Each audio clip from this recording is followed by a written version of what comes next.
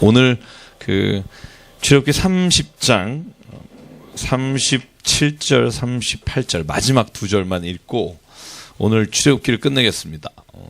반복되는 말씀이 많기 때문에 지난주와 동일한 말씀이 35장부터 40장까지 있기 때문에 오늘 출애굽기 마치는데 큰 어려움이 없으리라고 생각하고요. 30장 37절 38절 하나님께서 성막을 어떻게 지어라, 또 모든 성막 안에 있는 기구들을 어떻게 만들어라 하신 다음에 거룩한 향을 만들고, 그리고 너네는 이것만큼 하지 마라 하시는 부분입니다. 37, 38 같이 읽죠. 시작. 내가 여호와를 위하여 만들 향은 거룩한 것이니 너희를 위하여는 그 방법대로 만들지 말라. 냄새를 맡으려고 이 같은 것을 만드는 모든 자는 그 백성 중에서 끊어지리라. 아멘. 무서운 말입니다. 좀 그죠? 근데 이게 무슨 말일까? 한번 하나님 말씀대로 성막 안에 있는 모든 걸 만들게 하셨잖아요. 그리고 나서 하나님께 드리는, 하나님이 흠향하여 받으시는 향을 만드는 재료들을 쭉 여기에 나열했습니다. 우리 지난주에 이걸 제가 말씀드렸고요. 오늘 마지막에 말씀하시기를 너희가 이걸 너희를 위해서 만들고 너희가 그 향을 맡기 위해서 만들지 마라. 그러면 이걸 만드는 모든 사람은 백성 중에 끊어질 것이다. 하나님은 하나님만 맡기를 원하시는 향이 있으신가 보다. 그렇죠? 제가 아는 유일한 향수는요, 샤넬 넘버 5입니다. 제가 그거 하나 외에는 아는 게 펄퓸이 하나도 없습니다만, 오늘 하나님이 만들라고 하신 그 향, 그것을 너희를 위해 만들지 말라.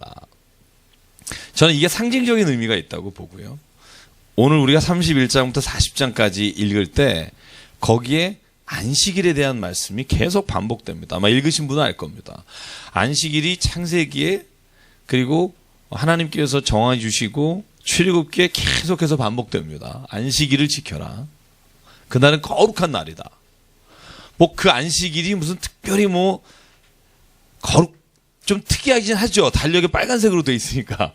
그런데 실제로 하나님은 왜 그날을 거룩하게 하고 너희가 지키라고 하시는가?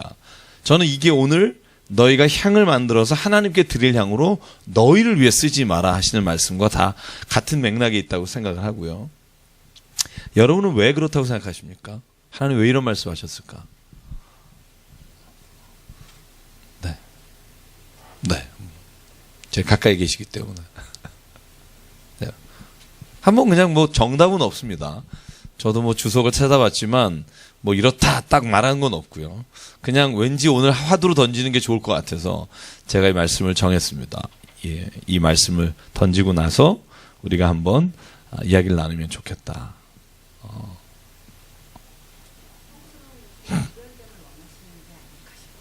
성스러운 구별됨, 그죠? 구별됨. 이 구별된다는 말, 지난주에 우리가 거룩이라는 단어를 지지난주에 얘기하고 끝났잖아요. 그죠? 구별된다는 거.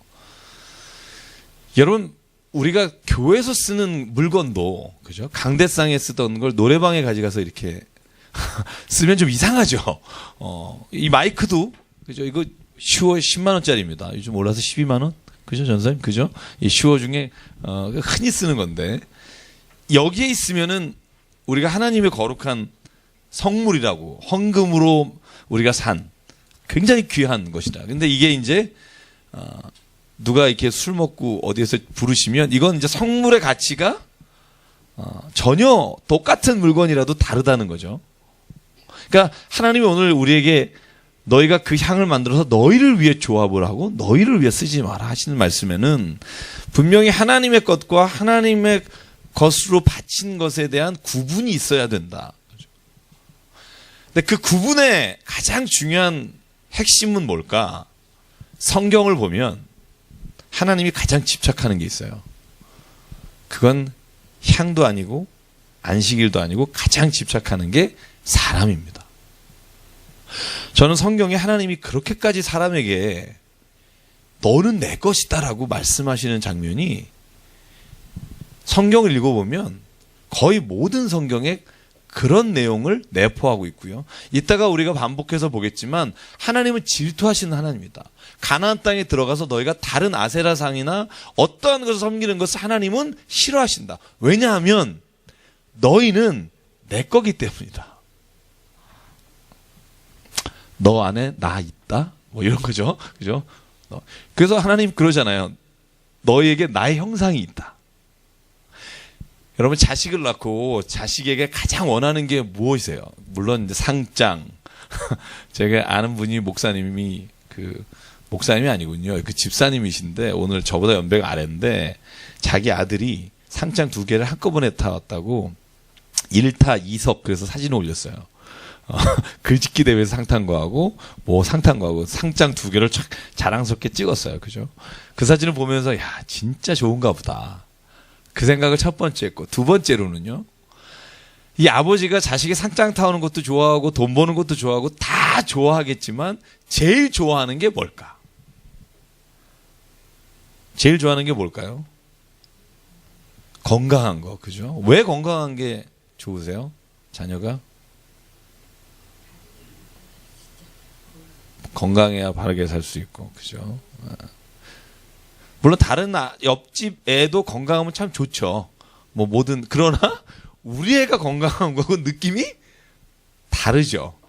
그러지 않으세요? 그죠? 왜 그러냐 하면 그 자식이 나에게 속한 나에게서 나온 자식이잖아요. 그죠? 우리 집사님 딸이 그죠? 뭘 하는 게 제일 좋으세요? 우리 박 집사님. 그죠? 네, 어떻게 살아가는 게 제일 좋으세요?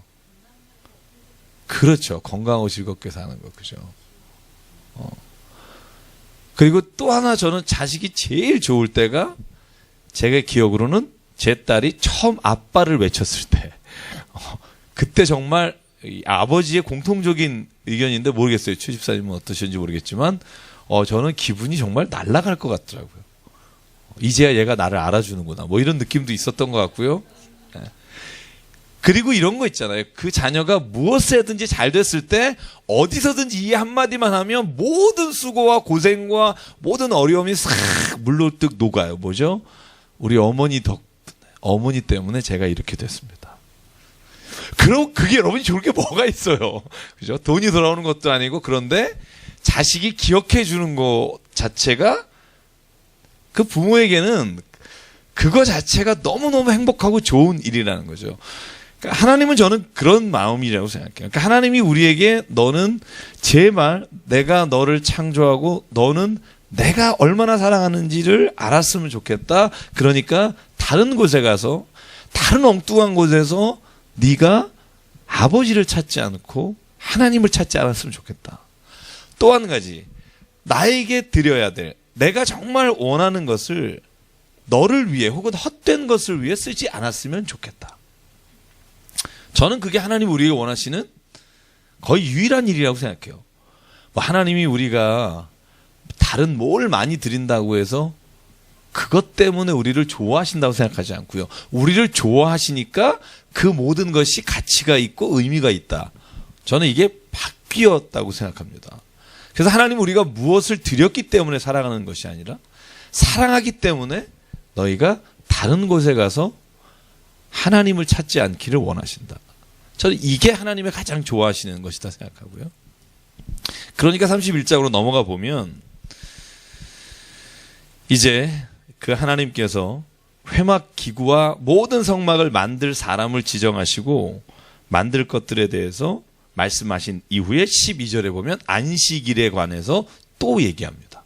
앞에 안식일은 나왔거든요. 그죠? 출애굽기 20장에 보면 하나님이 첫 번째 모세에게 하신 십계명의 안식일이 있어요.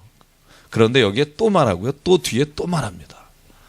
왜? 안식일은 하나님에게 너무 중요합니다. 왜? 그 자녀가 그 아버지를 찾는 날입니다. 자, 한번 31장 1절에부터 제가 우리 6절까지 저랑 교독할게요. 제가 1절, 여러분이 2절. 여호와께서 모세에게 말씀하여 이르시되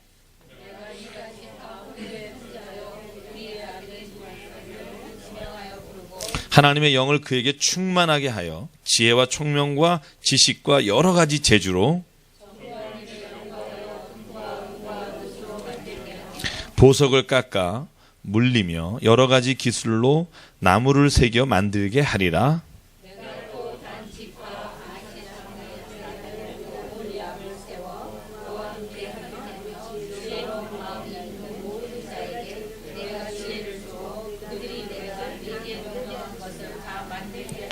아멘. 그 다음에 7절부터 11절까지가 앞에서 말씀하신 그 하나님이 만들라고 하신 종류가 다 나와 있습니다. 회막, 증거궤, 이 증거궤는 법궤라고도 부르고요. 속죄소는 법궤 위에, 그죠? 하나님께서 그룹, 천사의 모습으로 만들라고 하신 것, 회막의 모든 기구, 상, 그 기구와 순금 등잔대와 모든 기구와 분향단과 번제단과 물두멍과 그 받침과, 그리고 하나님이 지정하신 아론 지파의 제사장의 에봇 의복과 제사장 아론의 성의와 아들들의 옷과 관유와 성소의 향기로운 향을 만들어라 라고 지정해 주십니다. 지지난주 여러분 그림 다 보셨죠? 지지난주에 못 오신 분은 약올롭지 꼬납지로, 그죠? 우리가 쭉 보셨는데, 여러분 부살렐과 오홀리압이라는 사람, 이 두 사람을 하나님이 지정하시고요. 35장에서 40장까지 보면 이 두 사람이 모든 성막의 재료를 만듭니다. 부살렐은요, 제가 판단컨대 부살렐은 뭐 성경에 그런 얘기는 없지만 부살렐이 뭘 만들었나를 보면 금은, 홍보석, 이런 보석들을 세공하는, 그래서 저는 부살렐은 주로 자기가 제일 잘하는 게 보석 세공사 같아요. 네? 우리 교회 청년, 네. 왜 수요일날 안 오지? 그죠? 이 셋자가 아니죠? 맞나요? 네, 맞는 거죠. 그래서 부살렐을 하나님이 책임자로 지으시고요, 오홀리압을 돕는 자로 두셨다라고 주석이 많이 그렇게 얘기를 해요. 왜냐하면 그 옆에 보면 6절에 보면 오홀리압을 세워라는 단어가 그와 함께 돕게 한다라는 의미를 가지고 있어서, 그래서 이 오홀리압은요 주로 뭘 만드냐 하면, 이 사람은 목공 쪽이라고 볼 수 있는 게 번제단과 그리고 모든 장막의 기둥을 세우는 것과 이걸 다, 그래서 저는 목공 쪽에 관련된 것을 오홀리압이, 그 다음에 금은 세공이나 그 다음에 금잔 뭐 이런 것들은 부살렐이, 그리고 그 외에 오늘 여기 성경에 보면 이런 말이 있습니다. 어떤 말이냐면 6절에 지혜로운 마음이 있는 모든 자, 이 말을 원어하고 영어 성경에는 이렇게 돼 있어요. 기술이 숙련된 사람들이란 뜻입니다. 그러니까 마음이 지혜롭다 이런 게 아니라, 그 성막을 만들거나 아니면 여러분 털실로, 그죠? 염소털로 그 휘장도 만들고 하잖아요. 그 모든 일을 할 수 있는 기술이 있는 사람들을 부살렐과 오홀리압에게 모은 겁니다. 그 사람들이 다 모여서 이 성막을 만듭니다. 저는 이게 꼭 교회 원리하고 똑같다는 생각이 들어요. 그죠? 교회도 그렇잖아요. 각자가 다 가진 재주, 각자가 가진 그 달란트를 가지고 섬기잖아요. 성가대 우리 이경 집사님, 그죠? 성가대 정말 목소리 들을 때마다 야, 이게 남자 목소리다, 이런 느낌을 받습니다. 저는. 그럼요. 목소리만 이제 남자 같으시다 생각하고요.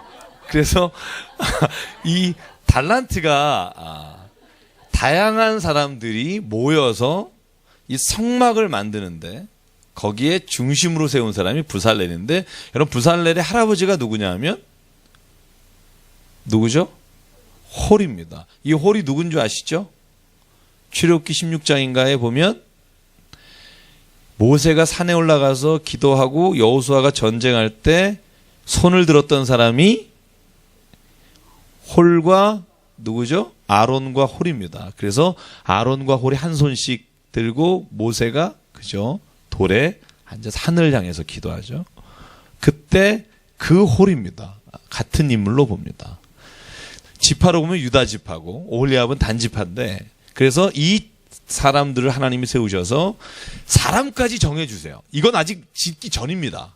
왜냐하면 32장부터 34장까지 무슨 내용이 있냐 하면 모세가 이제 받은 내용이고 돌판을 들고 내려오는데 사람들이 금송아지 만들고 있잖아요. 돌판을 던지잖아요. 깨집니다. 그래서 35장에 다시 올라가서 받아요. 그래서 아직은 시작도 안 한 거예요. 그러니까 시작하기 전에 하나님이 사람을 세우시고 함께 일할 사람들을 보내주십니다. 그래서 여러분, 교회 일은 저는 그렇게 믿어요. 저도 마찬가지고 내가 하는 것 같지만 성경의 모든 고백이 그렇잖아요. 내가 하는 게 아니라 하나님이 나를 그 일을 맡겨주셨다라고 믿는 게 신앙입니다. 누구나 할 수 있지만 하나님이 특별히 나를 이곳에 보내주셨다라고 믿는 게 바울의 고백입니다. 바울은 늘 그랬어요. 하나님이 내 태중에 있을 때부터 나를 아시고 하나님이 나를 이방인을 위한 선교사로 세우셨습니다. 여러분, 그러면 이런 생각 들 거예요. 네가 그걸 어떻게 아니? 사람들마다 그럴 수 있어요. 그죠? 나를 그렇게 세우셨다 그럴 때 이렇게 질문할 수 있어요. 그걸 어떻게 아니? 어떻게 알 수 있어요? 내가 믿는 수밖에 없어요. 다른 사람에게 증명할 길이 없어요. 이건 이와 마찬가지예요. 이 강남 새삼교회를 하나님이 저를 보내셔서 세우게 하시고 여러분을 만나게 하셨습니다. 저는 그렇게 믿습니다. 누가 알아요? 그냥 제가 믿어요. 그럼 만약에 여기 같이 있는 사람들이 그걸 믿으면 하나님이 그 일을 통해 하나님의 일을 이루어 가실 줄 믿습니다. 그죠? 그게 우리가 할 수 있는 일이라는 거죠. 이 수요일에 간식을 주시려고 곽 집사님을 보내셨습니다. 그렇게 믿어요. 그죠?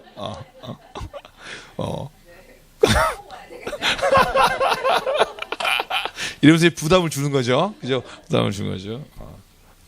그러니까 아니 그 어떤 일이라도 저는 그런 생각 들고요. 우리 체육대회 한다고 선물을 내시라고 그러는데 지금 보니까 뭐 품목으로는 20 몇 가지지만 한 60 몇 개가 들어왔어요. 자, 그러니까 그게 그 마음이 얼마나 좋아요. 저희 교회 재정이 좀 어렵다 보니까 상품을 못 사서 집에 있는 거 하나씩 갖고 옵시다 그러는데 뜯지 않은 것들 다 갖다 주셔서 이걸 이제 다 주일날 나눠 갖는 거죠.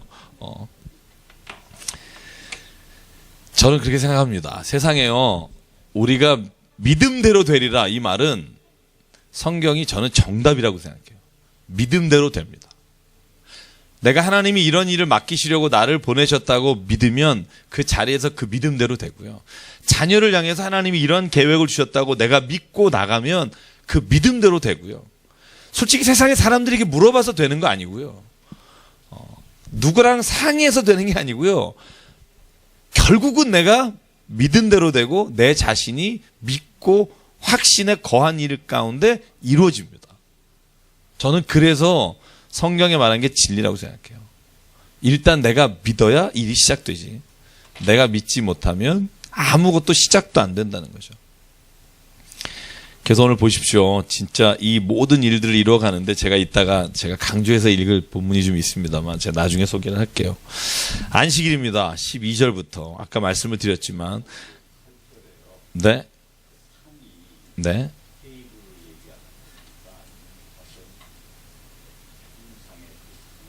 테이블입니다. 네. 그러니까는 이 금잔이나 아니면 분향단을 올려놓는 그리고 떡을 올려놓는 진설병을 올려놓는 그 상. 네. 번제단은 그 상이 없고요. 번제단 자체는 그냥 번제단으로만 되어 있습니다. 그 밑에 돌을 놓고. 근데 상이 있는 것은 떡을 올리는 12개 떡을 올리는 걸 그걸 상이라고 불러요. 상 위에 얹는 게 되어 있어요. 금초 때도 상 위에 올리게 되어 있고 분향단도 위에 올리게 되어 있고 그래서 항상 지을 때 상이라는 말이 나옵니다. 질문 아마 그러신 걸 거예요. 형상을 만들지 말라 그랬는데 상이라는 단어가 한국말이 좀 구분 헷갈리니까요. 자, 그래서 13절과 14절을 보면 안식일을 왜 지키라고 하나님이 그렇게 얘기하시냐 하면 자 13절만 읽을게요. 같이 시작. 너는 이스라엘 자손에게 말하여 이르기를 너희는 나의 안식일을 지키라. 이는 나와 너희 사이에 너희 대대의 표징이니 나는 너희를 거룩하게 하는 여호와인 줄 너희가 알게 함이라. 아멘. 17절 같이 읽어볼게요. 시작.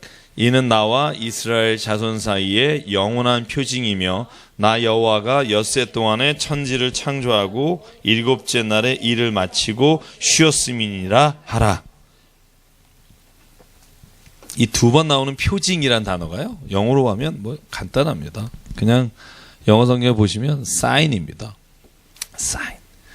그러니까 너하고 나하고 너희가 나의 거룩한 백성이다라는 걸 어떻게 알겠니? 물론 십계명이나 여러 개 있다. 근데 그 중에 내가 가장 중요하게 너희와 이 표징으로 삼는 게 있겠다. 그게 뭐냐면 안식일이다. 이 날은 너희가 하나님의 거룩한 날로 지켜라. 여러분, 이거 하나님이 지정하시고 하나님이 우리에게 약속하시고 원하시는 날이다.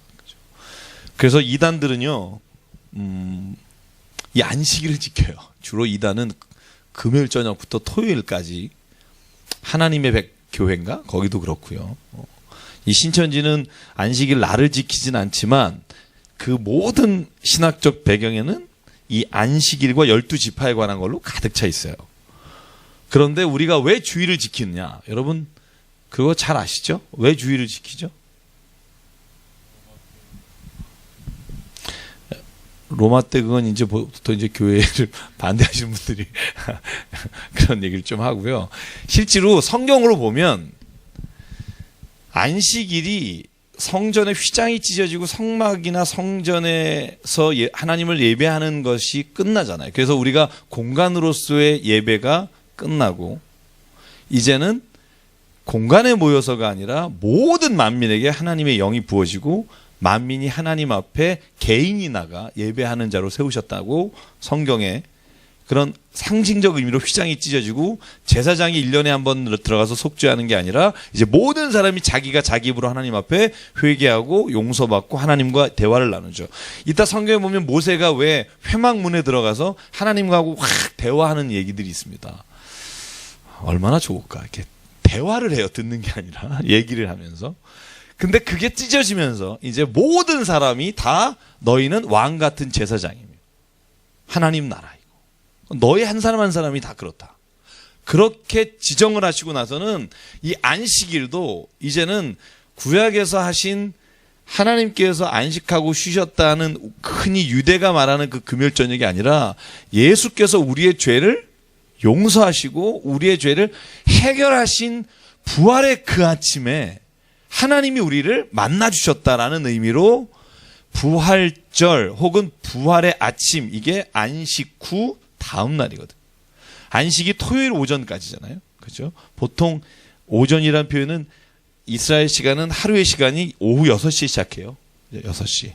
그래서 다음 날까지 하루예요. 6시. 그렇죠? 그래서 금요일부터 토요일까지였던 게 토요일부터 주일까지로 변한 겁니다. 그래서 주일 새벽. 그때 우리가 주일 예배로 안식일을 대체하는 겁니다.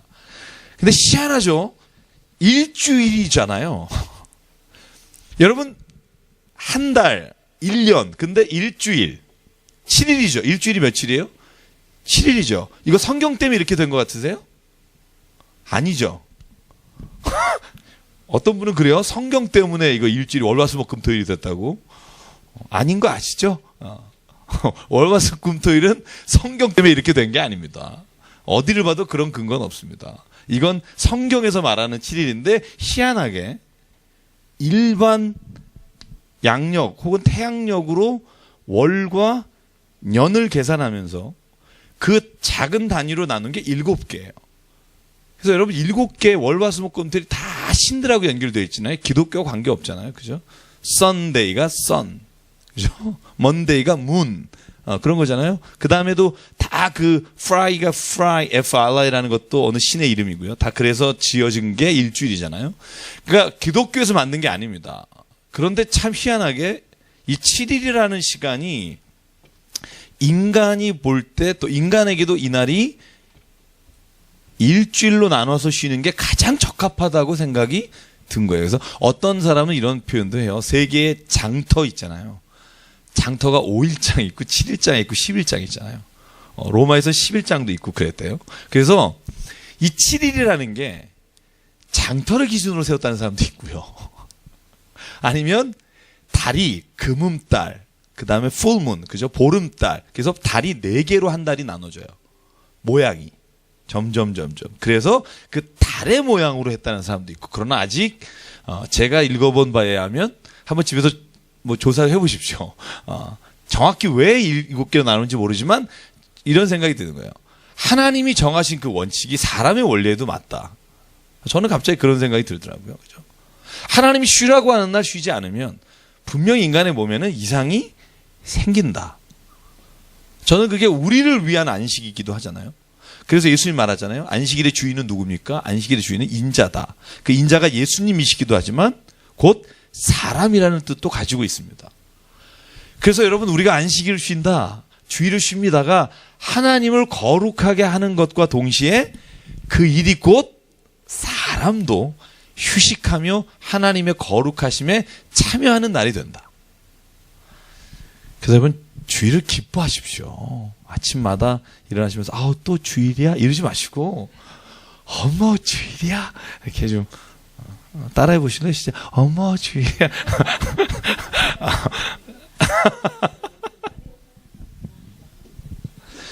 보통 주일은 좋은데 이제 자려고 좋아하시죠.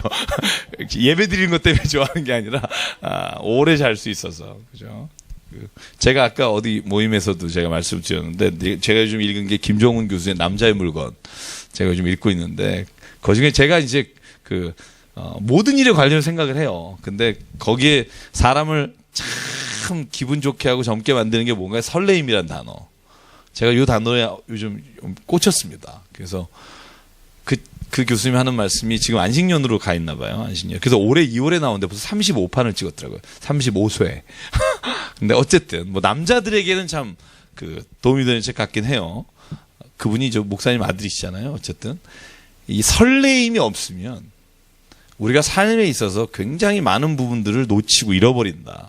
근데 저는 주일이 그렇다는 생각도 해봤어요. 주일이 내가 정말 설레고 있는가? 제가 스스로에게 물어봤어요. 그 책을 읽으면서 정말 주일에 내가 예수님 만나고 그 교우들 만나고 예배 드리는 그게 참 설레이는가? 저는 우리가 10년이 돼도 100년이 돼도, 그리고 이런 복음성가 있어요. 1000년이 가도 이 설레임이 늘 있으면 좋겠다. 교회만 생각하면 막 두통이 생기면서 오늘 가서 무슨 일이 있나 이러지 말고, 교회만 생각하면 마음이 편안해지고. 제가 요즘 저 자신한테 실험하는 일이 몇 가지씩 있는데요. 제가 좀 스트레스 받지 말자. 어떤 일에든. 그래서 제가 멀티플레이어라고 늘 생각하고 있었어요. 한 3개를 한꺼번에 할 수 있다. 근데 제가 왜 그렇게 사람이 피곤한가 봤더니 모든 일을 한꺼번에 여러 개를 해요. 이거 고치자. 그래서 요즘은 한 가지밖에 안 합니다. 운전하면 운전만 하고요. 운전하면서부터 음악도 막 돌려가면서 듣고 막 들으면서 막 이렇게 그러는데, 음악 들을 때 음악만 듣고요. 책 읽을 땐 책만 읽고요. 성경 읽을 땐 성경만 읽고요. 인터넷 검색할 땐 검색만 하고요. 3가지를 안 하는데요. 제가 발견한 게 있어요. 피곤하지가 덜 피곤해요. 막 이거 하면서 이랬던 것들이 없어지. 여러분도 한번 해보시면 좋을 것 같아요. 그냥 그 한 가지에 내가 몰두하니까 마음이 편안해지더라고요. 보통 우리가 텔레비전 보면서 애 보면서 밥하면서 이러잖아요. 그죠?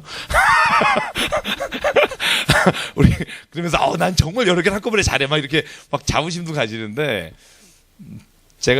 요즘 제가 몸이 조금 안 좋다는 걸 느끼고 요즘 제가 좀 제 자신에게 하는 격려의 말일 겁니다. 한 가지씩만 하자. 그리고 모든 일에 좀 그 책을 읽고 나서 제가 또 저에게 말하고 좀 설렘을 가지고 하자. 이 수요일 저녁에 모이는 것도 참 여러분의 얼굴을 보고 같이 나누는 게 얼마나 좋은가. 이런 설렘을 좀 갖자. 야, 이거 다음 주에도 또 해야 되는데 막 이러지 말고 이러면 뭐 성경은 끝이 없다 이러지 말고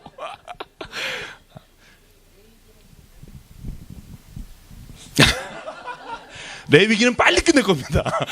레위기는 2주에 끝낼 겁니다. 제가 27장이지만 레위기는 하여간 뭐 이렇게 썰고 이런 것들은 여러분 제가 그냥 사진으로 보여드리면서 딱딱 도표 나눠드리고, 그러니까 여러분 미리 머리 아프지 마십시오. 저도 이제 제가 이제 장수해야 되기 때문에 제가 이제 좀 편하게 하려고 합니다. 그래서 오늘도 제가 나와서 그냥 같이 밥도 먹고, 맨날 마지막 순간까지 막 뭔가를 해야 된다 그런 것 좀 있거든요. 그래서 이제는 제가 7시 전에 무조건 나와서 같이 먹는다. 이거 같이 먹고 얘기하려고 수요일날 모인 거지 무슨 그런 생각이 들면서 마음이 편안해졌어요.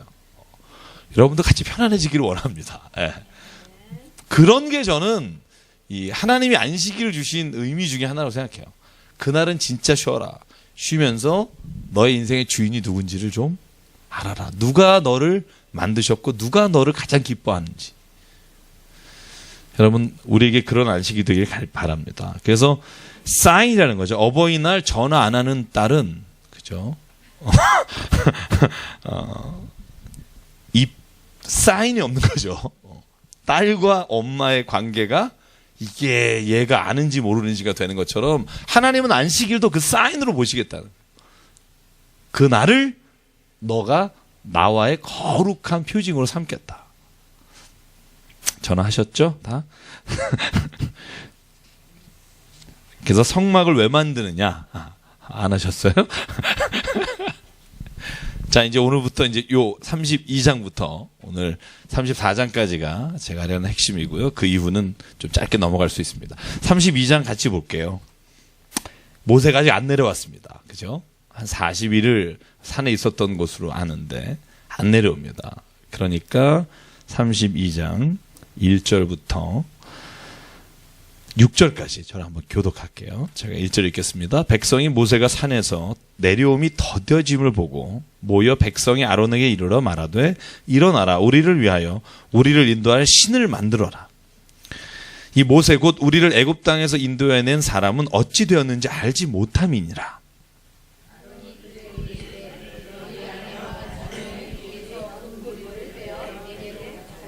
모든 백성이 그 귀에서 금고리를 빼어 아론에게로 가져가매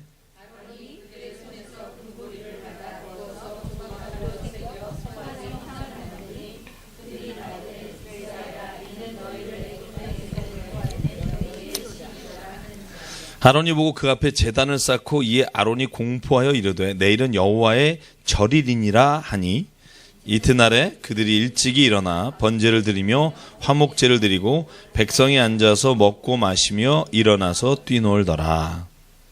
아멘 하기가 좀 그렇죠? 이 장면이 뭐냐면 모세가 산에서 내려오는 게 더뎌집니다. 그러니까 여길 잘 보셔야 돼요. 백성들이 아론에게 하는 말이 뭐냐면 두 가지예요. 하나는 모세가 올지 안 올지를 모르겠다는 겁니다. 그러니까 불안한 겁니다. 생각해 보세요. 광야에서 이끌어낸 게 누구예요? 모세잖아요. 모세가 하나님을 만나서 이스라엘 백성을 데리고 나왔고 모세를 통해서 하나님의 말씀을 들었고 모세를 통해서 하나님과 매개자 역할을 해줬는데 모세가 안 보이는 겁니다. 그러니까 사람들이 불안한 겁니다. 그러니까 이해할 수 있어요. 지난주에 김동주 목사님 말씀하신 것처럼 인간적으로는 얼마든지 이해할 수 있잖아요. 광야에서. 이제 앞길도 막막합니다. 그러니까 아론에게 뭘 요청해요? 제발 우리가 보고 가야 돼. 하나님을 좀 만들어 다오. 이거 뭐 형상도 없지. 뭐 야 저게 하나님이다라고 말하는 건 하나도 없지. 그냥 막막한 광야잖아요. 그러니까 아론이 여자들과 자녀들에게 귀금속을 뺍니다. 귀에서. 그죠? 여자들은 이 광야에서도 귀에 금고리를 했다. 그죠? 근데 우리가 저 출애굽기 시작해 보면 왜 그렇게 했는지 아시죠? 하나님이 애굽에서 양과 염소 이 귀금속들을 다 받아서 나와서 광야에서 하나님이 쓰게 하시려고. 그죠? 그런데 그것을 우상을 만드는 데 쓴 겁니다. 원래 이걸 왜 주셨다고 그랬죠? 광야에서 하나님을 위해 쓰기 위해서 주신 건데 이걸 우상을 만드는 데 씁니다. 그런데 여러분 오늘 보면 제가 꼼꼼히 보면서 뭘 생각했냐면 보세요. 이 이스라엘 사람들은요. 다른 신을 찾은 건 아니에요. 성경에 뭐라고 나와요? 애굽에서 우리를 이끌어낸 하나님을 만들어라. 그죠? 1절에 분명히 나오죠? 우리를 인도할 신을 만들어라. 우리를 애굽 땅에서 인도해낸 사람은 어찌 됐느냐? 그러니까 이 사람들은 지금 그죠? 소위 모세가 말한 그 하나님을 좀 만들어봐라 이겁니다. 급함은 이렇거든요. 급함은. 제가 누군지는 얘기 안 하고요. 제가 어제 신방을 했습니다. 개인 신방. 제가 연령도 얘기를 안 할게요.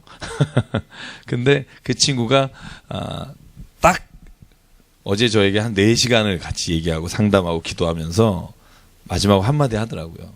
목사님, 제가 결정했습니다. 2012년엔 절대로 제가 점을 보러 가거나 제가 절대로 우리 집안에서 그거를 너무 요구하기 때문에 계속 그랬는데 앞으로는 제가 어디를 가서 어떤 경우에도 그러지 않고 주의를 지키기로 마음을 하나님 앞에 정했습니다.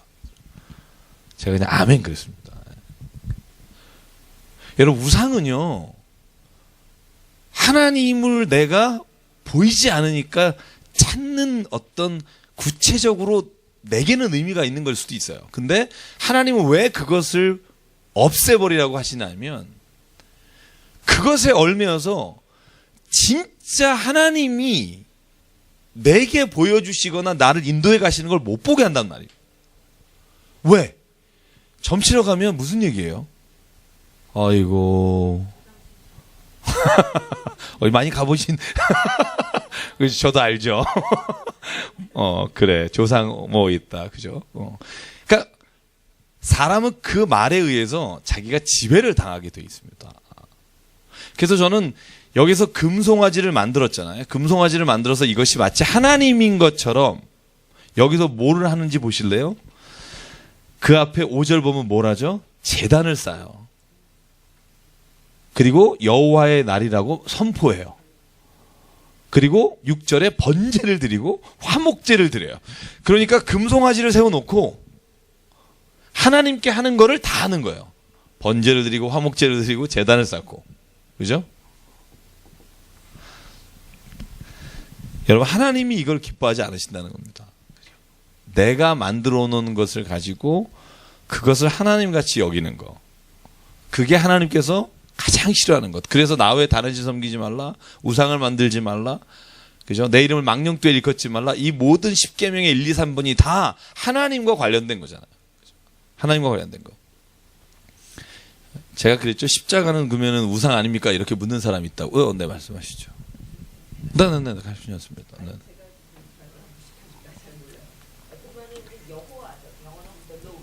네. 네. 네. 히브리어의 차이인데요. 그러니까 제가 여러분에게 그 문서 편집에 대해서 말씀은 안 되는데 하나님에 대한 단어가 헬라어로 야훼가 있잖아요. 그죠? 야훼라는 게 있습니다. 이 야훼라는 단어는 우리가 번역할 때 뭐라고 번역하냐 하면 The Lord라고 번역을 하기도 하고요. 그죠? The Lord God이라고 번역하고 두 개를 섞기도 해요. 근데 아도나이라는 게 있어요. 여러분, 아도나이라는 거 들어보셨죠? 아도나이 이런. 이게 그냥 갓이라고도 번역을 하고요. 그러니까 이 두 단어가 있기 때문에 흔히 God, the Lord 이렇게 번역합니다. 그러니까 원문에 비추어서 번역할 때. 그래서 이거를 Y 문서라고 하고요. 아니야, 야훼 문서라고 하고요. 그 다음에 이걸 엘로힘 문서라고 하죠. 그러니까 아도나이는 엘로힘을 어떻게 보면 이 헬라어라고 그러나? 그죠? 이 번역한 게 아도나입니다. 그래서 엘로힘, 야훼, 그러니까 하나님에 대한 통칭이 굉장히 많아요. 그죠? 근데 이 엘로힘이나 야훼는 일반 명칭이에요. 그러니까 가나안에 있는 사람도 엘로힘, 아도나이. 그죠? 아도나이 그러면 하나님이에요. 근데 유일하게 이스라엘 백성에게만 주신 이름이 있어요. 그게 출애굽기 3장 14절 야훼예요. 네. 내가 당신의 이름을 모릅니다. 근데 그전에도 하나님 이름 불렀거든요. 근데 하나님의 이름을 내가 다른 사람 물어보면 뭐라고 말합니까? 그러니까 하나님이 야 그래 내가 너한테 내 이름을 알려줄게. 나는 야훼다. 근데 야훼가 여호와라는 말하고 야훼라는 말하고 잘 들으시면 좋겠고요. 아시는 분도 있을 텐데 같은 말입니다. 같은 말인데 왜 두 단어가 됐느냐? 개역 성경에는요 여호와로 돼 있고 개정 개역판엔 야훼로 돼 있어요. 아마 야훼로 안 됐죠. 그죠? 공동 번역에 야훼로 돼 있을 겁니다. 왜 그러냐 하면 제가 나중에 그건 설명을 드리고요. 히브리어는 자음밖에 없어요. 모음이 없어요. 그래서 이렇게 요것만 있어요. 헬라어로. 아니. 히브리어로. 그러면 밑에다가 모음을 붙여서 우리가 추측을 해야 돼요. 이게 모음만 있는데 예를 들면 이런 거예요. 우리한테 이렇게 돼 있는 거예요. 이렇게. 잘 보세요. 우리 한국말로 하면 H, 니은만 있어요. 그럼 이게 3000년 전의 사람들은 이것만 보면 딱 발음을 했어요. 하나님. 근데 후대에 되니까 이게 호노남인지 후누님인지 그래서 모든 고증을 가지고 다 검사해서 아하 이게 이렇게 붙이는 게 가장 맞겠다. 그래서 여호와 그러니까 우리나라 말로 했으니까 아예 아하 니은 뭐 하나 더 있다고 합시다. 하나님으로 하자. 이렇게 나중에 여호와라고 쓴 게 잘못됐다는 걸 발견하고 우리 신학자들이 바꾼 거예요. 야훼다. 원래 발음은 모음을 여호와로 잘못 붙였다. 그래서 여호와라고 잘못 붙인 발음을 나중에 고증을 통해서 고고학을 하다 보니까 아하 원래의 모음은 야훼가 맞다. 아하고 그죠? 회 발음이 가장 이 구약 시대에 하나님을 불렀던 발음과 일치한다. 그래서 여호와라는 것을 이제 안 하고 야훼라고 부르게 됐어요. 그래서 요게 야훼라고 부르고 여호와로 부르고 헷갈리는 이유 중에 하나고요. 그래서 우리는 보통 야훼라고 말해야 한다고 합니다. 왜냐하면 원래 불렀던 그 발음이 이거일 확률이 거의 99%다. 그렇게 얘기를 하고요.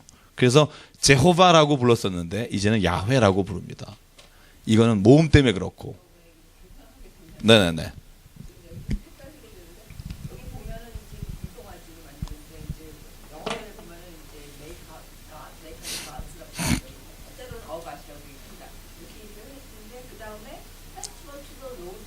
네네.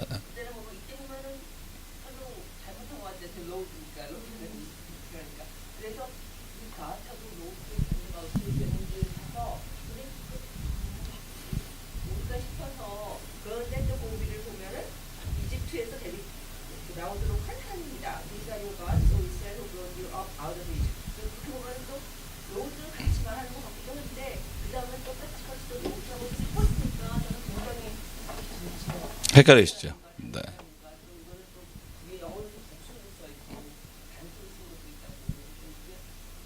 신약에 가서 헷갈리는데요. 제가 이제 연구한 게 마테마가 누가 요한에서 하나님의 명칭에 대해서 제가 논문을 썼는데요. 재밌어요. 누가복음에는요. God이라는 것보다 The Lord라는 단어가 거의 다예요. The Lord our God 이런 표현도 있지만 왜 그럴까? 그래서 주로 누가복음은 이방인을 향한 복음이라고 우리가 알려져 있어요. 그래서 거기는 12사도만이 아니라 70인의 제자. 제자의 범위가 굉장히 넓습니다. 그래서 The Lord라는 단어는요. 주인이라는 뜻이에요. 그래서 어느 마태복음에 Master라고 되어 있어요. 주인님이라는 뜻으로 되어 있습니다. 그래서 이 단어 자체를 분석해 보면 그 공동체 안에서도 하나님을 불렀던 이름들이 다 좀 달라요. 하나님이라고 부른 데도 있고 주님이라고 부른 데도 있고 그 다음에 마스터 이거 뭐 주인님 뭐라고 번역할지 모르겠지만 그러니까 호칭이 다양해요. 그래서 구약에 보면 그 호칭 때문에 야훼 문서, 엘로힘 문서, 듀토노미, 신명기 문서 이렇게 문서설이라는 게 있어요. 그게 지금 집사님 말씀하신 대로 이 God이라는 단어와 또 Lord라는 단어 하나님의 이름이 아마 쓴 사람은 한 가지 이름으로 썼을 텐데 이걸 섞어놨다 그런 전제하에서 문서 비평을 하시는 분들은 지금 말씀하신 대로 이 두 문서를 나눠서 그런데 그것까지 얘기하면 여러분 신학을 하셔야 돼요. 그래서 제가 초반에 문서설을 창세기에서 안 했습니다. 대략만 말씀드리고 그래서 문서설을 하면 목요일 날은 문서설을 배우셨을 거예요. 그죠? 김진사 목사님. 근데 그 문서설도 가설이기 때문에 확정된 게 아니기 때문에 그걸 또 어떤 분은 또 확정된 설인 줄 알고 또 막 그러시는데요. 어쨌든 지금 말씀하신 대로 하나님에 대한 이름과 주님에 대한 예수님에 대한 이름도 너무나 다양하고요. 그래서 어느 분은요 세교할 때 이런 거 물어봐요. 예수님하고 그리스도하고 뭐가 다르냐고. 그런 질문이 굉장히 우리가 보면 굉장히 이러는데 굉장히 그분이 심각한 거예요. 왜 예수를 예수라고도 불렀다가 그리스도라고도 불렀다가 주님이라고도 불렀다가 그래서 도대체 그분의 정체성은 뭐냐는 거예요. 도대체 그분의 이름이 뭐냐 그러는데 성경에 보면 예수 우리 주 그리스도 하나님 이렇게 한꺼번에 붙어있는 경우도 있어요. 예수 우리 주 그리스도 하나님. 그러니까 이 명칭이라는 건요. 제가 볼 때 저는 그렇게 생각해요. 이 명칭들이 우리도 쓰다 보면 기도할 때 다 하나의 문장에 이런 단어가 여러 개 들어간 경우가 있어요. 그래서 저는 그렇게 이해하는 게 좋지. 이걸 문서설로 해서 이 이름 하나님의 이름 있는 것마다 탁탁탁 분류해서 이게 네 개로 나눠서 하게 되면 굉장히 안 맞는 부분들이 너무너무 많아져요. 나중에 그건 시간이 더 원하시면 제가 책을 소개시켜 드리겠습니다. 한번 네. 네.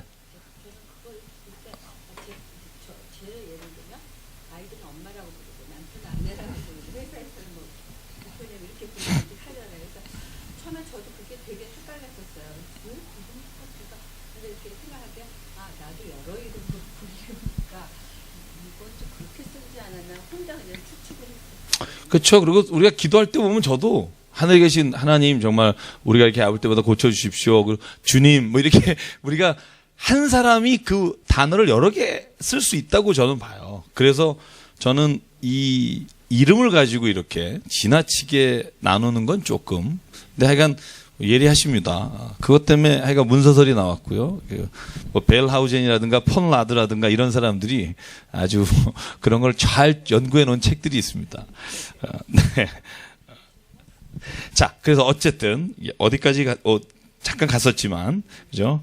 32장 8절 9절에 보면 여호와께서 모세에게 말합니다. 이 백성이 목이 뻣뻣하다. 그죠? 이거는 저기 나이가 들어서 목에 이런 디스크가 왔다는 게 아니고요. 교만하다는 뜻입니다. 교만하다. 왜냐하면 내가 그렇게 말을 했는데 송아지 상을 만들어서 그것을 하나님이라고 부른다. 그래서 사랑하는 여러분, 저는 그런 생각해요. 우리가 하나님을 만들지 말자 이런 얘기를 늘 드리는 이유가 우리가 보는 하나님은 한 사이드라는 거예요. 그죠? 한 사이드.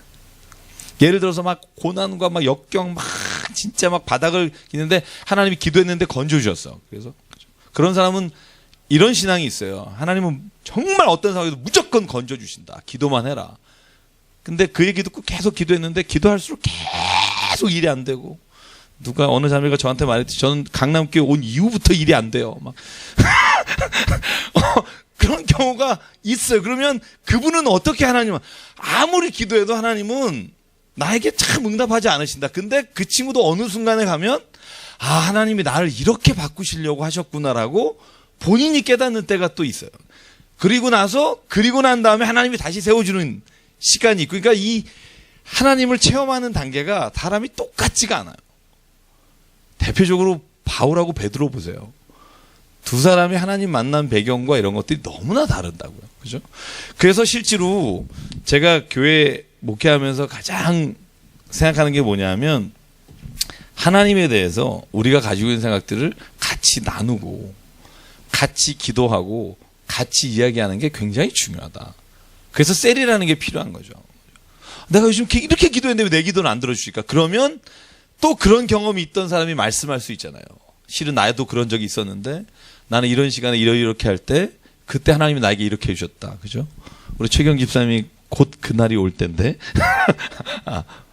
그런 시기들이 그리고 또 어떤 분은 진짜 하나님이 교회 나오는 순간부터 그의 삶에 동행하시고 하나님께서 물질을 부어주시는 경우도 있고 막 이런 경우가 있단 말이죠. 그죠?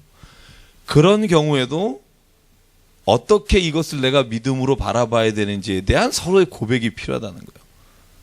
그래서 저는 여기에서 우상에 관한 말씀을 계속 이제 32장부터 34장까지 나오는데 네.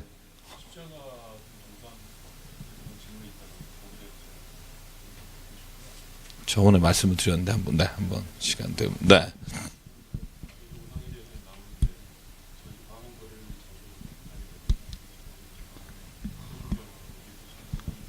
네.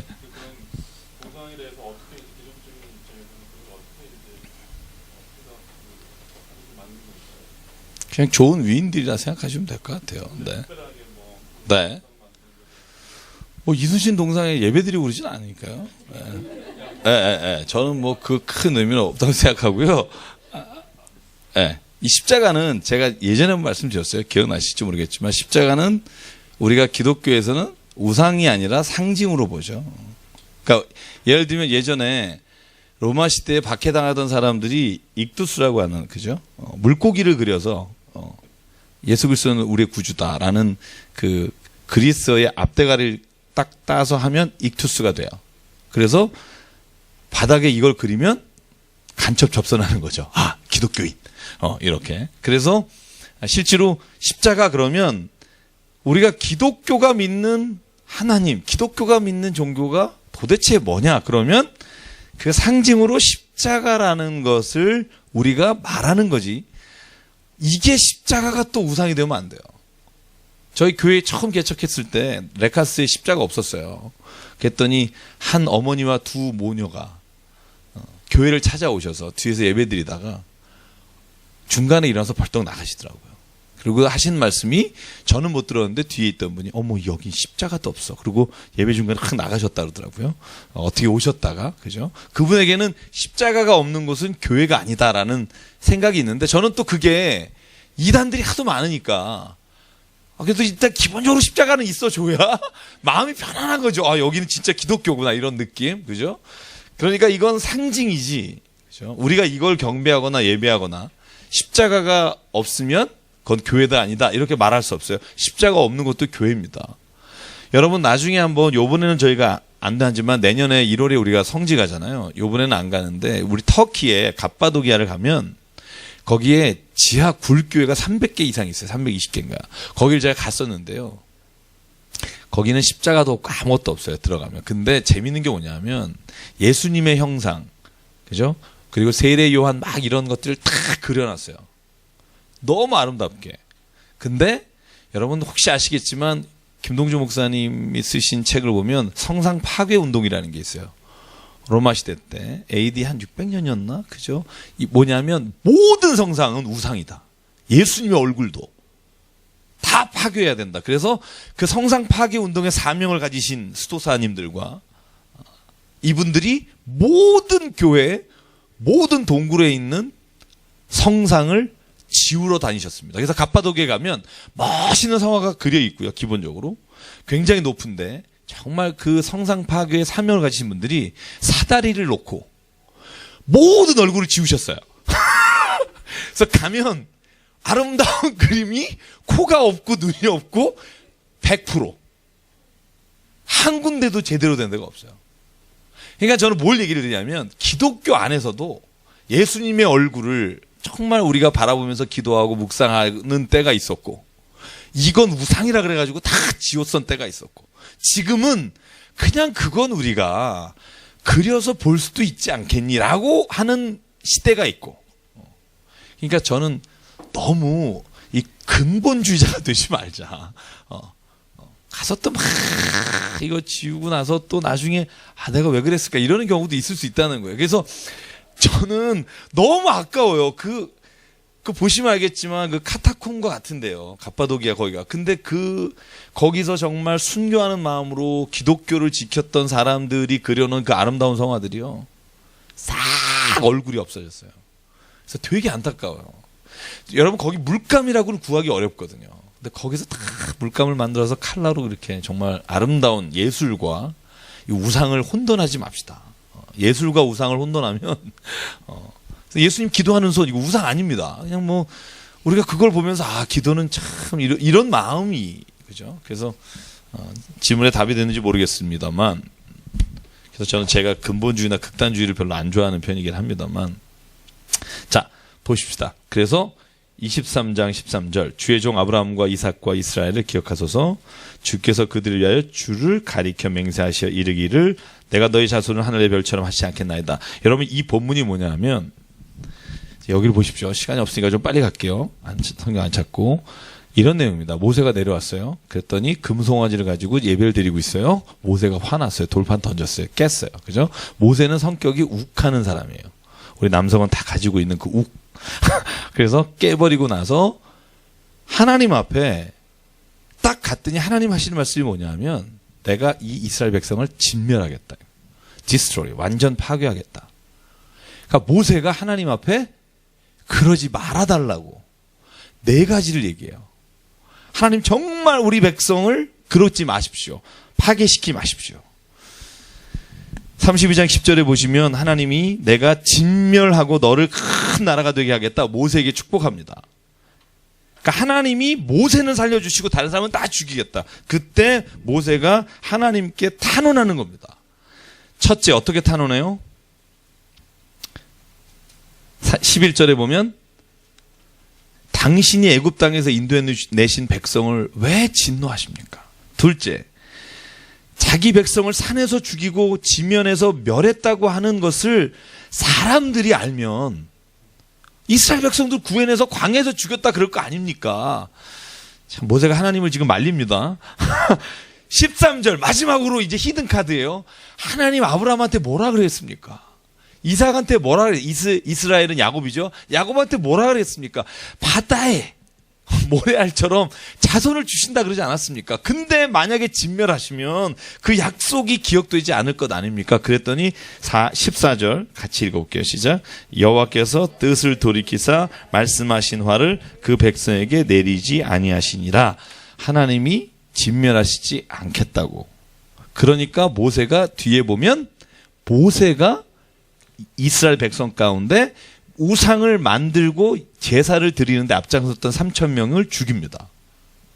그리고 나서 하나님한테 가서 말하죠. 하나님, 제가 그들을 다 멸했으니까 우리 민족을 살려주십시오.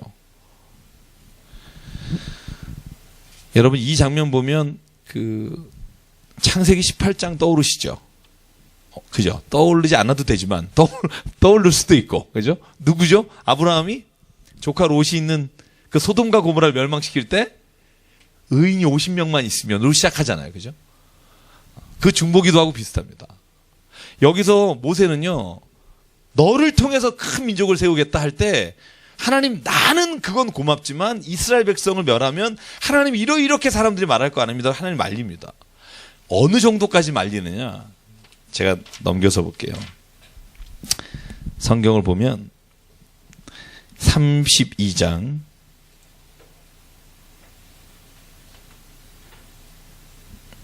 32절 외우기도 좋죠. 같이 읽겠습니다. 시작. 그러나 이제 그들의 죄를 사하시옵소서. 그렇지 아니하시오면 원하건대 주께서 기록하신 책에서 내 이름을 지워버려 주옵소서. 차라리 내 이름을 지우십시오.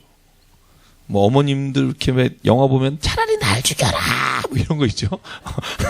날 죽여 뭐 이거예요. 그죠? 차라리 내 이름을 지우십시오. 이 백성을 하나님 멸하시려면. 그러니까 모세가 얼마나 백성을 사랑하는지. 그죠? 어우, 저 같으면 거기까지만 하겠습니다. 저 같으면까지만 날 죽여라 이거 좀 쉽지 않은데 내 생명책에서 내 이름을 지워주십시오. 그랬더니 하나님이 그러죠. 내가 너를 지우지 않고 그러면 앞으로 누구든지 범죄하는 자를 지워버리겠다. 이게 하나님이 말씀하시는 거고요. 여러분 보십시오.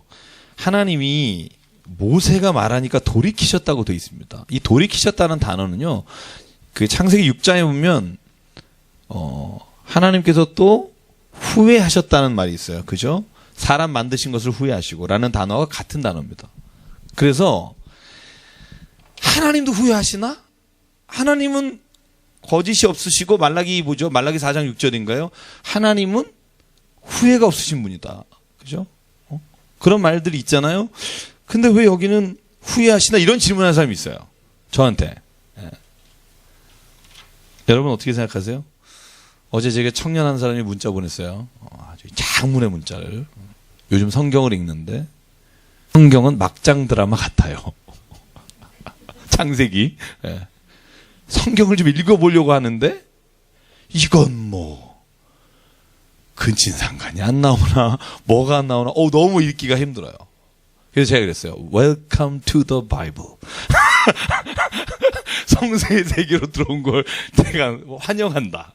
왜냐하면 읽으니까 고민이 생길 수 있잖아요. 그죠? 그래서 제가 저하고 그 친구가 이제 만나서 성경을 같이 나누게 했는데 그 친구의 고민도 그런 거예요. 왜 성경에는 좀 거룩한 얘기나 이런 게, 그러니까 정말 안 읽었다는 얘기죠. 그런 줄 알았는데 읽어보니까 막 너무너무 막장 드라마 같은 게 많은데 이걸 어떻게 봐야 될지 모르겠습니다. 그죠? 하나님이 후회하시는 하나님이면 그런 생각 안 들어요? 이 나중에 이거 얘를 왜 내가 했을까 이러시면 어떡하나라는 생각도 들고 막 여러 가지 생각이 드시지 않나요? 그래서 이 성경에 대한 본문을 찾아보고 주석을 찾아보면 굉장히 여러 가지 말이 있습니다만 제가 그 본문에서 깨닫는 게 있습니다. 그게 뭐냐면 시편에도 그런 말씀이 있어요. 하나님 후회가 없으시다. 그죠? 하나님께서는 그가 하신 일에 대해서 다시 돌이키지 않으신다. 근데 성경의 본문에 보면 그런 단어들이 있다는 말이죠. 그 뜻의 차이는 뭘까? 여러분, 그 뜻의 차이가 뭘까? 사람이 보기에는요, 그 일이 바뀌는 것 같고 후회하는 것 같고 그 일 자체를 돌이키는 것 같지만 하나님의 역사의 경륜에서 이것들이 돌이키거나 바꾸는 것은 아니라는 겁니다. 여러분, 제가 그 얘기를 왜 이 시간에 자신 있게 말할 수 있냐면 하나님이 어떻게 하든 사람들은 하나님이 한 것에 대해서 반대하며 말할 수 있고 어떤 일을 하든 긍정하면서 말할 수 있어요. 예를 들면 여러분 그런 생각 안 드세요? 그 하나님이 하신 일 중에 하나님이 정의를 행하시고 사람을 죽이신다. 막 죄진 사람을 다 죽이면 우리가 뭐라 그러냐 하면 야, 하나님 어쩜 저럴 수가 있냐. 그러다가 하나님이 하나님을 따르고 하나님을 믿는 사람들이 죄를 졌는데 그에게 불을 주시면 뭐 저딴 하나님이 다 있냐? 대표적인 게 창세기 12장에 아브라함이 자기 부인 사라를 누이라고 얘기했을 때 오히려 그곳에서 제발 이 재산 줄 테니까 너 가라 그래서 가나안 땅에 재산을 가지고 돌아왔다 이런 본문 있잖아요. 그거를 읽으면 아니 하나님이 공의로운 하나님이라고 하는데 아브라함이 그렇게 어떻게 보면은 사실이고 어떻게 보면 아니죠. 왜냐하면 진짜 누이니까 어떤 관계에서 사촌이니까. 근데 거기를 왜 축복하셨냐? 야, 이거 자기 믿는 사람만 축복하는 거 아니냐라고 볼 수도 있고 어떤 경우에 이렇게 잘못했을 때 하나님이 3,000명을 죽이시면 야, 뭐 하나님이 저러냐? 사람을 이렇게 죽이냐라고 말할 수 있어요. 그죠? 이게 근데 하나님만 어려우냐? 아니에요. 이렇게 우리가 말하긴 쉬운데요. 이 두 가지는 늘 어려워요. 사랑이라는 것과 정의라는 건요. 늘 같이 우리가 이 두 가지를 행하고 살기가 너무나 어렵다는 거예요. 여러분 이런 어려움을 경험해 본 적 없으십니까? 아마 매 순간 아닙니까? 저는 제 딸에게도 어떤 때 사랑을 베풀고 어떤 때는 이 정의를 가르쳐야 될지를 모를 때가 있습니다. 유명한 라이모드 니버라는 사람이요. 제가 전공하는 윤리학 학자인데 이런 말을 해요. 하나님은 사랑의 하나님인데 이 사랑의 하나님이 그 사랑을 우리가 살고 있는 지구에 그대로 적용할 수가 없다는 거예요. 왜냐하면 그 사랑은 이 땅을 살아가는 우리의 눈에 편견으로 보면 편애한다고 볼 수 있기 때문에. 그래서 하나님의 사랑을 하나님이 이 땅 가운데 이루시는 도구로 준 게 뭐냐면 정의라는 도구를 주셨다. 그런 표현을 써요. 그러니까 이게 얼마나 두 가지가 어렵다는 걸 알 수 있죠. 여러분 딸이나 아니면 아들이 무언가를 잘못했을 때 그걸 용서해 줘야 될 때가 있고 때로는 개로 하여금 깨닫게 혼낼 때가 있잖아요. 여러분 그 기준을 어떻게 하세요? 주로 이제 부모님들이 내 마음대로 하시죠. 내가 남편하고 사이가 좋을 때는 다 용서가 되고 남편이 지긋지긋하면 그냥 애가 하는 건 다 저 남편 때문에 얘를 내가 낳아서 죄송합니다. 저희만 그런가. 그러니까 실제로 사랑과 정의라고 하는 문제에 부딪혔을 때 하나님이 오늘 여기 성경 가운데 때로는 죄 가운데 진멸하시고 때로는 죄인도 용서하시는 이 역설적인 것들이 하나님이 하시는 일을 바라보는 우리가 굉장히 이해하기 어렵지만 그러나 하나님은 우리가 믿기는 하나님은 이 모든 것을 통해서 하나님이 계획을 가지고 하나님이 이끌어 가시는 하나님의 신실하심 속에서는 이 두 가지를 행하시는 데 있어서 결코 하나님은 실수가 없으시다고 저는 믿고 성경은 그걸 증언하는 겁니다. 때로는 우리는 이 둘 사이에서 행한 것이 실수하는 일이 있잖아요. 그렇죠? 잘못하는 경우가 있고. 근데 하나님은 성경 안에 돌이키시고 후회하신다는 표현들이 나오지만 우리가 성경을 다 읽고 보면 하나님이 우리를 구원하시는 계획의 큰 안에서 하나님이 이 모든 것, 사랑과 정의의 어떤 모든 틀 안에서 우리를 이끌어 가시고 운행하시는 데는 하나님은 실수가 없으시다. 저는 그것을 우리가 믿어야만 신앙생활에 있어서 주저함이 없다고 생각해요. 예를 들면 이런 겁니다. 제가 예를 들게요. 우리가 하나님 앞에서 죄를 지고 잘못하면 고난당할 때가 있다고 생각하죠. 그죠? 고난당할 때가 있어요. 죄인이 고난당할 때가 있어요. 근데 만약에요, 하나님이 죄인을 고난을 안 주시고 죄 짓고 세상에서 욕하는 사람 너무 축복해 주시면 사회가 욕해요. 저건 교회 다닌다 그러면서 돈만 만나가지고 막 그죠? 해는 집 보면 이런 말 하죠. 저는 그런 분 많이 봤어요. 그렇게 얘기하시는 분, 그죠? 하나님이 때로는 고난을 주시면 당하는 입장에서나 또 가족들은 그래요. 교회 다니면 뭐하냐? 이렇게 어려움이 오는데, 그죠? 그러니까 하나님이 무슨 일을 하시든 어떠한 행위를 하시든 사람의 보는 것과 사람이 생각하고 내 기준을 가지고 보는 것과는 다르다. 여러분도 달라요. 여러분 자식이 잘못했을 때하고 옆집 똘똘이가 잘못했을 때하고 여러분이 그 아이를 대하는 기준이 달라요. 자기 자식은 아무리 실수를 해도 얘에게 가해지는 것이 가혹하다고 느껴지고요. 옆집 애가 우리 애 때리거나 이랬을 때는 그 애에게 주는 별이 좀 약하다고 생각하는 게 사람이 가지고 있는 생각들이라는 거죠. 그래서 그 생각들을 놓고 하나님을 보면 늘 이건 왜 이랬을까? 이건 왜 이랬을까? 하지만 저는 성경에 하나님의 경륜과 하나님의 역사하심에 놓고 보면 하나님의 그 계획과 역사 안에서 이 이야기들은 저는 흠이 없이 실수가 없이 진행하신 하나님의 역사의 섭리 안에 있다고 믿습니다. 이건 믿음이죠. 이걸 제가 객관적으로 말하는 게 아니라 믿음의 눈으로 말하는 겁니다. 그래서 이 믿음의 눈과 객관적인 눈이 참 힘들어요. 그죠? 때로는 이것 때문에 우리도 혼돈할 때가 있고 내 자신에게 이루어진 일들을 이해 못할 때가 있고. 여러분, 그래서 늘 저는 그런 생각해야 된다고 생각해요. 내가 죄 가운데 있고 잘못하는데 일이 잘 되면 두려워하십시오. 오히려 그런 마음을 가지는 게 신앙의 마음이라고 생각해요. 교사이간 여러분, 오늘 이제 끝내야겠네요. 그죠? 시간이 32장만 할게요. 32장. 제가 32장 24절만 볼게요. 24절 보면 아론이 모세가 묻는 말에 거짓말합니다. 그죠? 무슨 거짓말이냐? 네. 같이 읽어볼게요. 시작. 내가 그들에게 이르기를 빼내라 한즉 그들이 그것을 내게로 가져왔기로 내가 불에 던졌더니 이 송아지가 나왔나이다. 그죠? 야, 이건 거의 그죠? 이건 요즘 하는 매직쇼인데요. 그죠? 딱 던졌더니 금상이 나왔다. 근데 원래는 어떻게 돼 있어요? 32절 4절에 보면 조각칼로 아론이 아주 섬세하게 만들었어요. 그죠? 급하면 뻥을 쳐요. 사람은요, 급하면 해요. 둘러치는데 결국은 그게 드러나죠. 얼굴에 드러나거나 어디에 드러납니다. 그래서 결국 오늘 성경에 보면 28절에 보면 하나님이 죽이신 게 아니라 모세가 이 중에 우상을 만드는데 참여하지 않는 자가 누구냐? 그러니까 레위 지파가 나오고요. 그들을 통해서 우상을 만드는데 적극적으로 참여한 사람인지 어딘지 모르지만 형제든 누구든 그들을 죽여라. 그래서 3,000명이 죽습니다.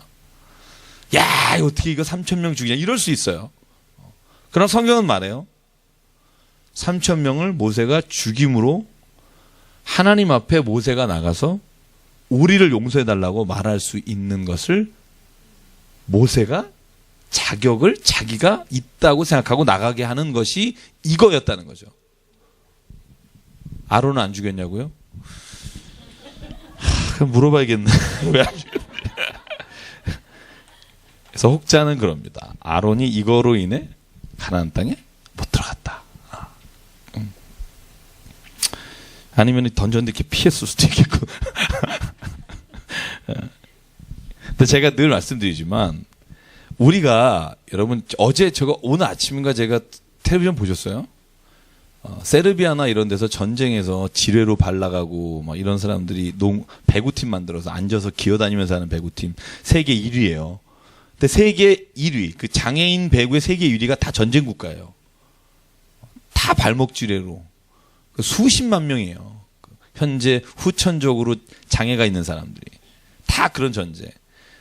근데 여러분 유엔이라고 하는 게 창설됐잖아요. 유엔이 뭐 1920년대인가 처음 만들어졌지만 1941년에 그리고 1944년인가 모스크바 협의 때 이 유엔이라고 하는 게 아주 정식적으로 창설해서 일을 만드는데요. 유엔이라는 곳이 생기기 전까지는요. 전쟁을 일으킬 때 민간인을 죽이면 안 된다 이런 거 없었어요. 아유 전쟁 지금 죽고 사는데 무슨 너 민간인이야 이러고 어떻게 죽여요? 군인만 죽이게 돼 있어요 지금은. 민간인을 죽이면 아무리 전쟁 중이라도 사과해요. 나와서 죄송합니다. 저희가 대포를 잘못 쏴서 그 집이 박살났습니다. 근데 여러분 이런 전쟁이 개념이 생긴 게 유엔 창설 이후예요. 그러니까 유엔이라고 하는 게 세계를 감시하고 알면서부터 민간인을 죽이면 사과했지. 옛날에는요. 뭐 19세기 18세기에는 전쟁하는 나라가 민간인을 죽이든 군인을 죽이든 이기면 돼요. 그래서 역사는 승자의 역사잖아요. 제가 이 얘기를 왜 드리냐면 우리가 성경에 나오는 사람을 죽였다, 뭐 적군을 죽였다 이 말할 때 잔인하다. 이건 여러분 우리의 생각이 지금 굉장히 20세기를 살아가고 있다는 거고요. 20세기의 눈으로 그 전쟁을 보면 정말 잔인하죠. 월남전이나 우리나라의 노근이라든가 왜 그 사람 죽인 거 확 이슈되는 이유는 그런 이슈가 생긴 이후죠. 그죠? 민간인을 학살한다 전쟁 때.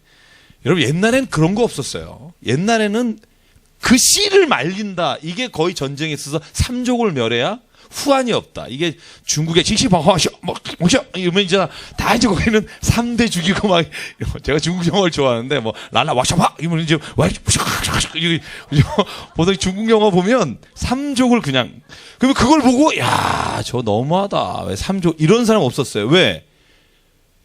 알렉산더도 마찬가지입니다. 알렉산더도 여러분 우리가 굉장히 영웅이라고 보지만 AD 330년 그가 점령 전쟁을 할 때는요. 그래도 그가 굉장히 친근한 아리스토텔레스 밑에서 공부를 했기 때문에 굉장히 인간적이었어요. 그럼에도 불구하고 그 학살은요 대단하거든요. 근데 그걸 그 당시에는요 왜 죽입니까? 라고 말하지 않았어요. 그죠?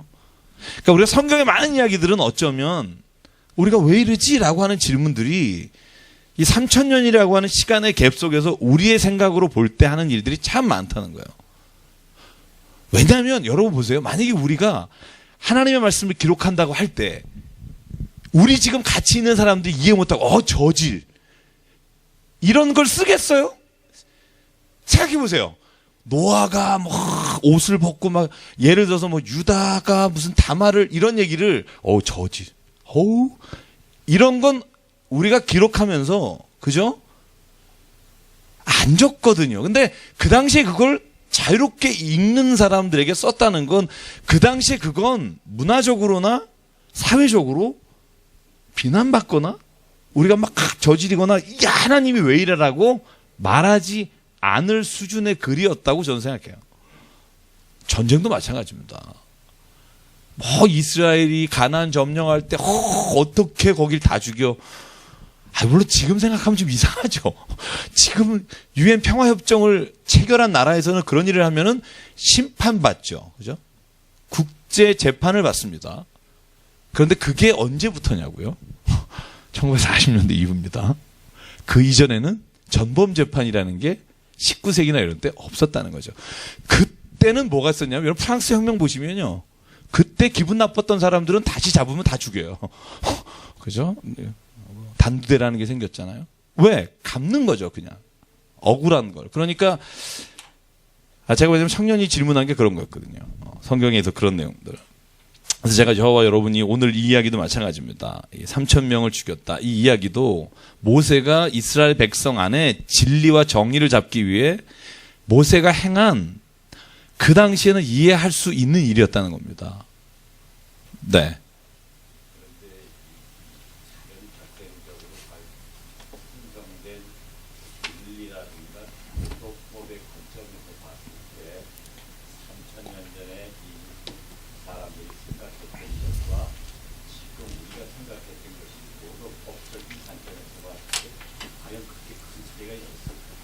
있죠.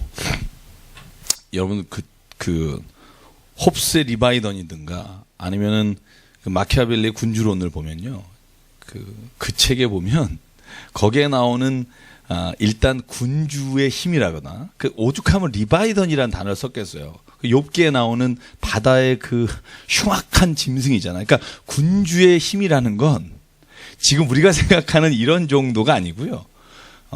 그러니까 다윗이나 솔로몬이 뭐 이렇게 우리는 보지만 다윗과 솔로몬의 위치에서 한 여인을 간음한 것으로 인해 하나님의 회개했다고 하는 것 자체가 이 어떻게 보면 그 당시의 군주로서는 굉장한 일을 했다고 볼 수도 있다는 거고요. 지금 말씀하신 대로 지금의 도덕법과 기준이 그때는 다르지 않았을까라고 말할 수 있지만 그러나 그 당시의 책들을 보면요. 그렇게 지금 말할 수 있지 않는 부분이 굉장히 많아요. 네, 굉장히 많습니다. 그래서 심지어는 그러잖아요. 인간이 자연 상태에 있을 땐 전쟁이다. 그러니까 군주가 오히려 있어야만 이 모든 내추럴 상태에서 이 모든 인간의 싸움을 다 조절할 수 있기 때문에 군주가 필요하다는 역설을 한 게 물론 시대적 상황도 있지만 그 전권을 줘야 한다는 거거든요. 전권을. 네. 그랬던 시절이죠. 제가 볼 때. 네네.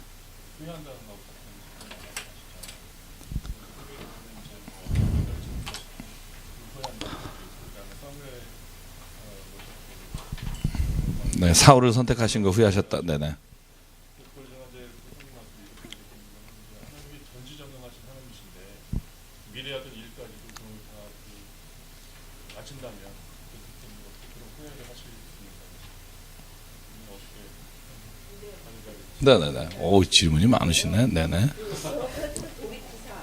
도비기사라고 되어 있었잖아요. 그걸 영어가 쓸 수 있어요. 근데 거기 보면 랜더로드 릴렌티드라고 그러는 거죠. 릴렌티드, 예. 이렇게 뭐라나 무너졌다는 그렇죠. 네. 그거 할 때는 그레인드라고 나왔어요. 네. 네. 그레인드하고 릴렌티드하고 되게 달라요. 그러니까 한 단어를요 10가지로 번역한 게 있습니다. 히브리어를. 네. 예, 영어도 다른 경우. 네. 근데 제가 여기다 적어놓은 게 있는데요. 쭉 본문에 그 패러런 장절들이 있어요. 같은 단어로 해놓은 것들. 근데 일단 뭐 두 분의 이야기 중에 근본적인 거는 일단 맥락은 같습니다. 그러니까 하나님이 했던 걸 후회한다는 의미가 아니라 하나님께서 이 계획 안에 진행하는 데는 이 계획을 바꾸신 게 아니라 이 중간에 예를 들면 우리가 중보기도하거나 하나님 앞에 기도하잖아요. 그죠? 기도하면 하나님이 뜻을 바꾸거나 돌이키거나 후회한다는 표현이 하나님의 큰 계획 안에서는 흘러가는데 중간에 하나님이 우리의 기도와 우리의 요청과 간구에 따라서 이 계획 안에서 수정하시거나 바꾸신다는 의미지 이걸 큰 구원의 틀이나 하나님의 역사의 큰 틀에서 바꿔가신다는 의미가 아니다. 예. 그렇죠. 그러니까 수정이라는 표현도 좀 안 맞는데 이게 인간이 말할 수 있는 언어의 한계인데, 네네. 사울을 이제 선택한 걸 후회하셨다고 하는 거고 사울이 그런 행동을 하려고 예상을 못하셨다는 거거든요. 또 하나님의 그 전지전능하신 하나님이 미래의 일을 모든 걸 다 아시는 건 아니신 건가 그런 생각이 이제 복잡한 이제 프리 자유의지와 뭐 이런 모델이 있어서 그 다음 주에 제가 그 서두에 말씀을 드리고 시작할게요. 왜냐하면 실제로 하나님이 모르고 계셨다는 건지 하나님이 우리의 자유의지에 맡긴 건지 이 두 가지가 항상 성경을 해석하거나 나의 문제를 해석할 때 항상 그 중심의 단어입니다. 그래서 다음 주에 제가 시작할 때 잊지 않고 그 얘기를 제가 꼭 말씀을 드리고 일단 제가 같았다고 아까 봤는데 곽주에 한번 제가 이따 히브리 성경 볼게요. 네네네. 어떤 단어가 쓰였는지. 자, 다른 질문 없으시면 기도하겠습니다.